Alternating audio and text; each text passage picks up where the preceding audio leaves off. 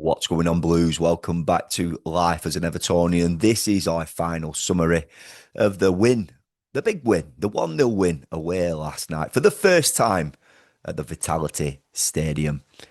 Blues, it was a solid performance, a performance that we needed to see, a performance where we have to understand that this Everton team, this current Everton side, are on a roller coaster.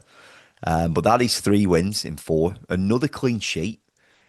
We vastly we vastly improve as a side when Jimmy Gardner is playing at right back. We just do. And, when you see a proper footballer in that position, he knows how to creep up the pitch. He knows how to get up and down. He understands the game. He's calm on the ball. I mean, come on, we were playing against probably last night Semenyo in one of the best left wingers in the league, if not the. And he kept him quiet. And that should echo how good of a footballer this lad is. He does a job everywhere. I've seen him play well on the right-hand side, on the wing. I think he played on the wing a few seasons ago against West Ham and whipped in some decent balls. Does a job at right back, does a job in centre mid. Unbelievable. Such a quality footballer. We're lucky to have him, Blues. We really are. And honestly, when I look at it and I think, long term, could Jimmy be our right back? But I know we just do. We vastly improve when he is in that right back position. And, the team as a whole, that back four in terms of defensive shape, unit, Tarkowski, Jake O'Brien, man of the match last night. I thought Jake were absolutely outstanding. And, I said in my instant match, we have to appreciate everything that Jake has done as a fullback, as a right back. He is not a right back. And he showed his quality last night. Mikolenko, solid. Now, Miko, obviously, he's a very defence-minded left back. Jimmy's got the defensive qualities and he knows how to get up the pitch. He knows how to bring others into play. He can whip in across. If we could just get, and it sounds cruel, but if we could get somebody as a left back who's attack-minded with defensive qualities, I don't want to get rid of Miko. I don't. But I just think Everton need to really work hard in this market and bring in, a quality left back. Azanu's been brought in, but he's not ready. He's obviously one for the future. We don't know when that is. We ain't seen anything of him. So that left back position is it is paramount that Everton get it sorted. Moving into midfield, Keenan Dewsbury all last night, playing in that deeper role. For me, he has to cement that position. Whether he works alongside Idrissa Gana Gueye when he gets back. Obviously, I think he suspended for Forest. He makes the Chelsea game and then he goes away in the AFCON with Iliman Ndiaye. But Keenan Dewsbury, listen, even if when he plays as a 10, he's quality. But I think we see more quality from him when he's box to box. He's up and down. He's like a wasp. He's up and down, in and around, just scattering around players and winning the ball back. And when he drives with the ball, he's always looking forward. He's looking for the right pass. And he can add quality in that final third. So for me, him and Timmy Aburam, I thought they were outstanding, both of them. Tim got booked early on. It was a bad challenge. He got a yellow. But how he conducted himself after receiving that yellow, he was brilliant. And, the game that against Tottenham, he got hurled off at half-time. Newcastle got hurled off at half-time. And, his head would have gone down that night. It would have done. And back in the side, and he's done a serious job. Played so well. And it's good to see. Iliman Ndiaye, I thought, had a quiet game, but showed quality in periods. I think sometimes he was a little bit loose on the ball. I think Alcaraz was as well. Although Alcaraz worked hard, played really, really well. Just sometimes the quality on the ball, whether it's just rustiness, it probably will be. they're a little bit loose in the possession, in the passes, selecting the wrong pass and not timing the right pass. And Jack Grealish as well.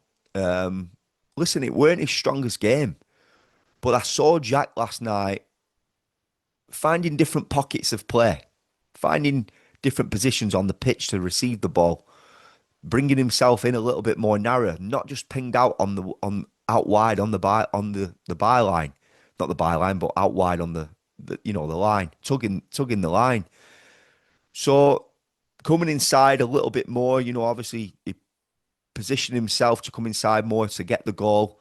It was a fortunate goal, bit of luck, but it's found its way into net, and that's what you'll do, and that's what you'll get if you shoot Jack Grealish, and that's across the board for all of them, especially in that final third. The attacking players as a three, and obviously Tieno Barry as well, get some shots away. I've seen a lot of fans online. I've seen a lot of fans on my channel, scrutinising Tieno Barry, saying he's not good enough. I think, personally, build-up play, I think it's quality. I do. I think he's really good in his build-up play and his hold-up play, his intervention of choosing the right pass early when he's got it under control. And he does. He brings down the ball well and wins a lot of headers. He's not getting himself into goal-scoring areas. But Orange Jack Grealish, Alcaraz, are they doing enough? I mean, he's had two chances last night. He's had two chances. One was a really good save. Really good save. I thought it was in. And then the other was like an header from Jimmy Gardner's set piece, corner. So he needs to be getting more chances, 3 and 4 chances to put away 1 or 2. It's a bit of balance between both. You can tell, Everton aren't creating a lot of chances. But last night, it was about being solid. It was about being robust. It was about being hard to beat. Pure, solid defensive display. That's what I said last night in my instant match. That's what got us the win. And the game was becoming very open. On the hour, it was very Bournemouth attacking, Everton attacking, Bournemouth attacking, Everton attacking. And it were about who was going to take the chance. And Everton took it and we held on. They weren't breaking us down last night. Pickford obviously going back, Pickford in goal. He had a decent game. Didn't have much to do when he was called upon last night. He did the job, and he had a poor game against Newcastle. They all did. So we have to, it's going to be like this, Blues. We don't know what we're going to get on Saturday against Forest. But listen, this isn't my pre-match review yet. We're bringing that out tomorrow. We need players back, but obviously we in not only like in the likes of Michael Keane, but listen, we've forgotten. Well, we haven't forgotten, but we are missing Jared Brantwaite, and when Jared gets fit, he's back in that side. I said last night again in my content, we have got a bright future at centre half, the potential centre half pairing between Jake O'Brien and Jared Brantwaite. They're potentially internationals. Jake O'Brien is an international footballer. Jared Brantwaite will be. And we are lucky in that position. I think we've got 2 really good centre halves. Another couple of windows. I've talked about it lots on my channel. We all know as Evertonians, we know that it's going to take at least 2, 3 windows.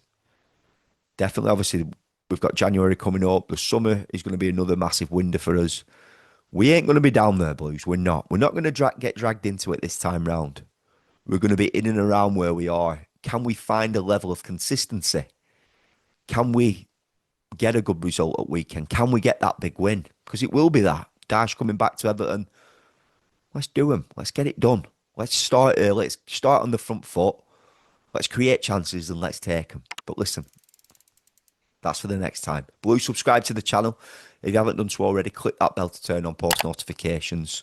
Up the toffees. and I'll see you in the next one.